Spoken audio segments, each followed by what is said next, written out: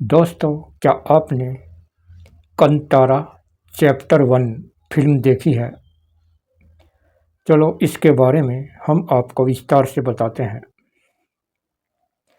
यह फिल्म ऋषभ शेट्टी द्वारा निर्देशित और अभिनीत एक महाकाव्य पीरियड ड्रामा है जो दर्शकों को समय की गलियों से होते हुए चौथी शताब्दी के प्राचीन कर्नाटक तक ले जाता है।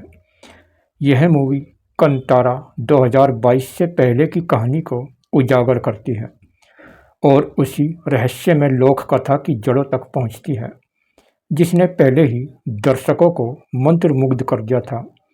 इस बार कहानी और भी गहराई में जाकर लोक परंपराओं, देवी देवताओं की आस्था, जनजातीय जीवन और राजा के अत्याचार के खिलाफ संघर्ष की यात्रा को सामने लाती है।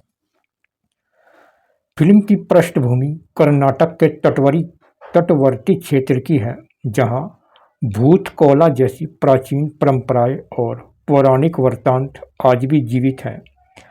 नायक वर्मा, जो ऋषभ शेट्टी है, वह एक साधारण इंसान है, लेकिन परिस्थितियां उसे अपने समाज और देवताओं की रक्षा के लिए योद्धा बना देती हैं। दूसरी ओर है बंदरगाह राज्य का राजा कुलशेखर, जो अपने साम्राज्य के विस्तार और लालच में कांतारा की धरती और उसके लोगों का शोषण करता है। संघर्ष तब और तेज हो जाता है जब कुलशेखर कंतारा की दिव्य शक्ति का अपमान करता है और गांव वालों को कैद कर लेता है। ऐसे समय में बर्मा का उठ खड़ा होना केवल विद्रोह नहीं, बल्कि अपनी मातृभूमि और देवता की आत्मा को बचाने की चुनौती होती है। कहानी में रोमांस की एक परत मौजूद है।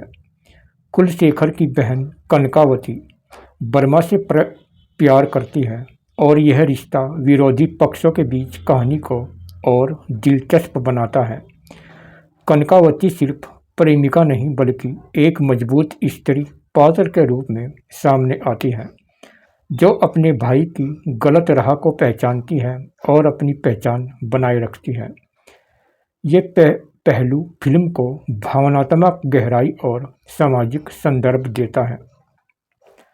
कंतारा चैप्टर 1 की सबसे बड़ी ताकत है इसकी visual appeal. Arvind S Kashyap की सिनेमेटोग्राफी हर फ्रेम को जीवंत बना देती है। जंगल, पहाड़, नदी और कांतारा की रहस्यमयी भूमि को देखकर लगता है जैसे दर्शक खुद उस लोक कथा का हिस्सा बन गए हों।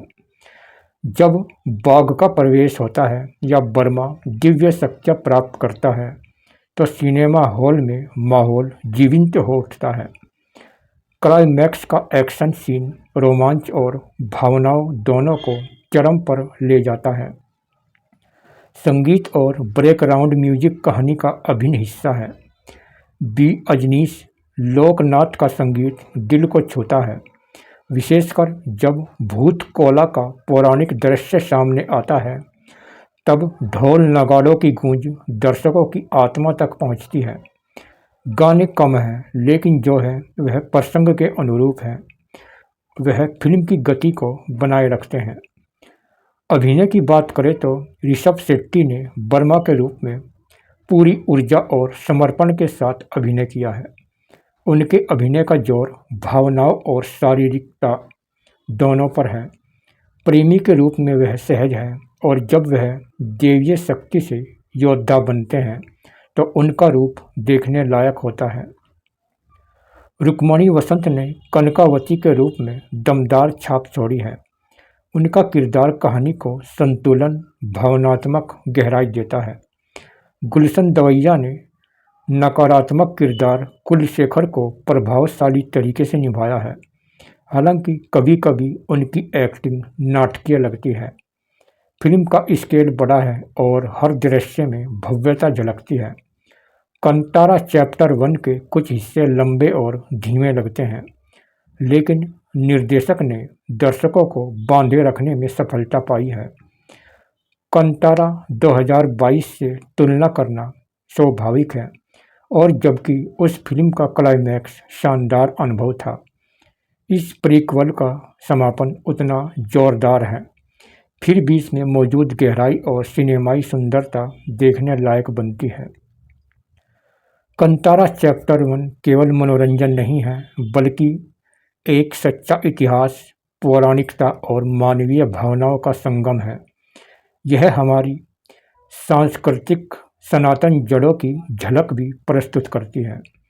अपने कुछ कमज़ोर हिस्सों के बावजूद ये फिल्म दर्शकों को एक अनूठा अनुभव देती है और यह फिल्म एक ज़बरदस्त सुपरहिट हो चुकी है और फिल्म अब भी ताबड़तोड़ कमाई कर रही है और यह बहुत ही ज़्यादा सुपर डुपर हिट हो चुकी है। फिल्म के निर्देशक हैं ऋषभ शेट्टी, संगीत किया था बी अजनीश ने, कलाकार हैं ऋषभ शेट्टी, रुक्मणी बसंत, गुलशन दवैया, जयराम और प्रमोद शेट्टी। और ये फिल्म अगर आपने देखी है, आपको कैसी लगी कमेंट बॉक्स में ज़रूर बताएं।